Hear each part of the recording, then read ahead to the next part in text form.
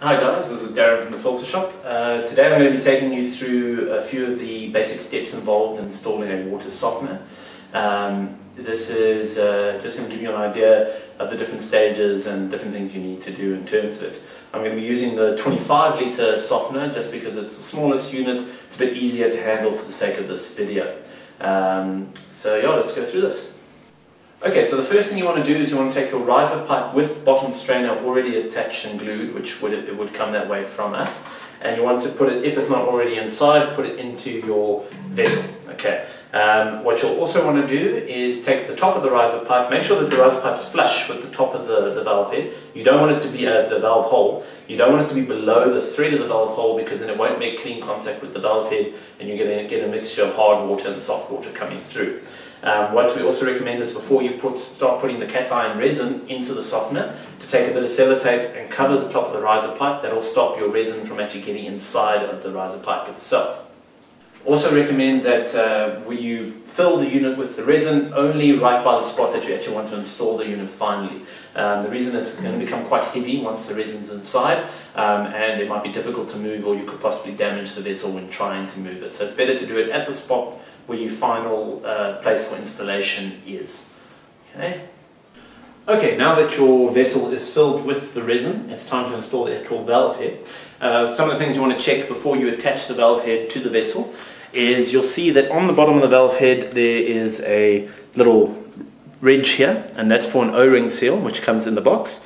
You want to put that over the top of that. That's going to seal the valve head between the vessel. It's always a good idea to also just put a little bit of Vaseline there. There's also a small seal on the inside here. It's also a good idea just to put a little bit of Vaseline there. That's going to help with the riser pipe going and connecting and making a clean seal with the inside of the valve head. Okay. The most important thing though is your top strainer. Now the top strainer, if you install the valve head without the top strainer, the first time the valve head does a backwash, it's going to backwash all the cation resin out of the vessel. So you want to take your top strainer and make sure it's securely attached to the valve head. You'll see that there are certain ridges on the valve head here, and there's little gaps in the actual top strainer. So you want to line those up, and then it's just turn the strainer, and then the strainer will stick onto the valve head. Okay. You then want to take your vessel with your resin inside. You'll see that because the resin's already inside, that the riser pipe will already be centered. Remove that sellotape that you put on earlier to stop resin from getting inside. Then you're going to take your top strainer, you're going to slide it over the riser pipe onto the valve head. The valve head should go over. You might need to put a little bit of force for it to seal in there, and then you just turn it onto the actual vessel itself until you can feel that it's tightly sealed onto the vessel. Okay, once that's done, then it comes to connecting your pipe work on the... Okay, first let's discuss connecting your brine tank. Alright, so you open it up. You will find that the brine valve is already inside. We would have already installed the hole for it. And then you'll find that inside there is a length of 3/8 pipe for the connection. Okay, so what you're going to do, you're going to take a little nut here on the side. Be careful when you remove it, because there is a small little insert cone which is inside there, which you don't want to drop down. It can be a bit irritating trying to find it. You'll take the nut and you'll take your pipe, and there's a small hole here. You'll put the pipe through the small hole. Okay. Then take your nut and cover the nut over the top of the pipe, and then take that little insert and push it into the pipe itself. Okay. Then what you're going to do, and you might need to just take the lid of the valve head off to get this thread to actually push out. And you can put that at the bottom first. Take your pipe, connect it into there, and then tighten the nut onto there. You don't want to tighten it too much because you might strip the thread. Just tight enough where you're struggling a little bit to turn it. And then just pull gently on the pipe just to make sure it's in place. Put the cap back over the valve, and then that's essentially it for connecting this part of the brine tank. Okay, then it comes to connecting the brine tank to the actual valve head. Now this is pretty much identical for all our valve head models. So this is fairly straightforward, or fairly standard, whether it's a digital valve, a fleck valve, or a manual valve. You'll find that you get a small package of fittings inside the valve head box. You want to make sure you take all 3 of those fittings out.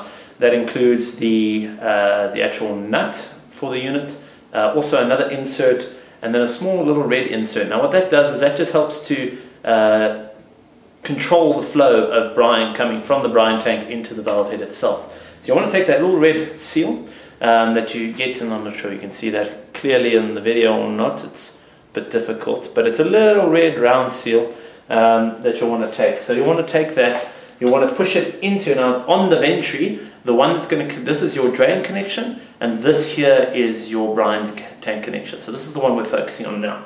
So you want to take that little red insert and just want to push it into there first, just get it in there. You might just want to take a little bit of pipe or something, just push it a little deeper in there.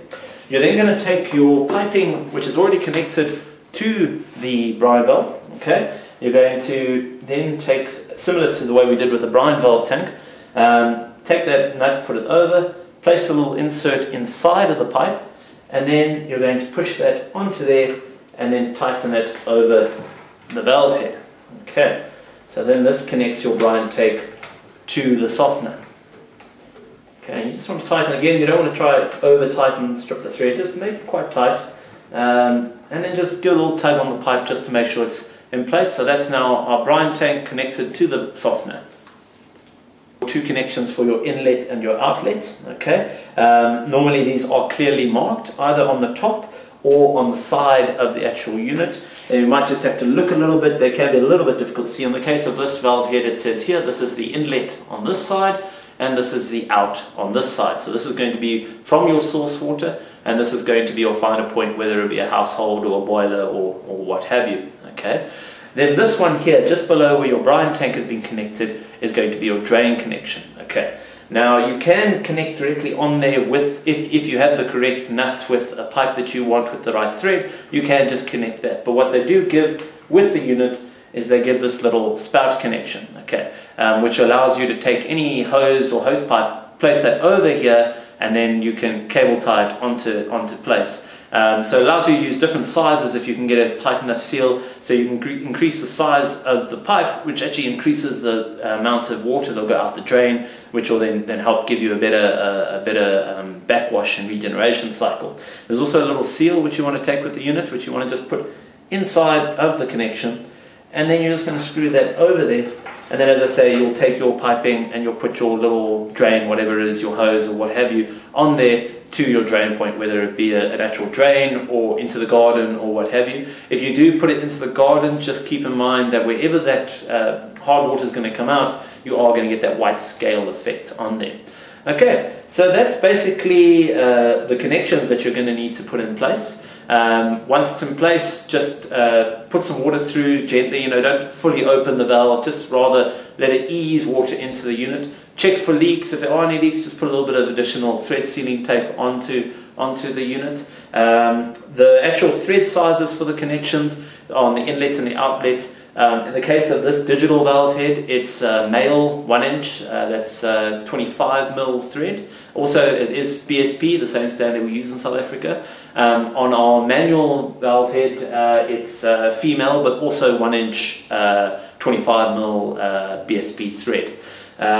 So what I would suggest, if you're connecting this onto a metal pipe, because this is a plastic connection, I do recommend putting a PVC nipple between the metal pipe and the valve head. That way you'll strip the PVC nipple and not the valve head, because once you strip this, you'd have to replace the whole valve head. So you want to be very careful not to strip it. And yeah, basically that's it. The only other thing I'd recommend, the softener is rated for a maximum of 6 bar. It's best to try keep your water pressure below 5 bar or 5 bar and below. You want a minimum of 2 bar with the water softener. So if you do have quite a high pressure, or you do get spikes, it's a good idea to put a pressure regulator before the softener. Also, another good idea is to build a bypass around the softener. That's going to help if for some reason you have maintenance on the softener itself. You're still going to be able to get water to the end source while the unit is being worked on. Okay guys, and that's basically the basic parts of the installation, the basic tips and that regarding it. Once you've connected all the pipes and everything, you'll need to put your salt into the brine tank. We recommend putting 1 kilo of salt for every day before the regeneration cycle. How often your regeneration cycle is going to be set, that's going to depend on your situation. There is more information about that in the manual that we provide with the unit. What I do recommend is when you first attach and connect the unit, It's a good idea to put a bypass around the unit so that if there's any maintenance being done, you're still going to get water at your end source. When you do put the tank in and what have you, put your salt in, what I do recommend is you put maybe 2 to 3 litres of water into the tank as well, because there won't be any water and then it might try to draw water when there's nothing in here. So you want to put 2 to 3 litres in here, but you'll only need to do that the first time. Once it does its first regeneration, it's going to refill the brine tank itself, so then you don't need to worry about that. You just need to add the salt into the brine tank itself.